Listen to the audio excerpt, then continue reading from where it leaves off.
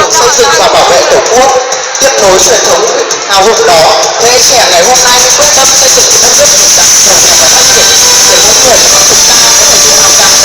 tôi là người Việt Nam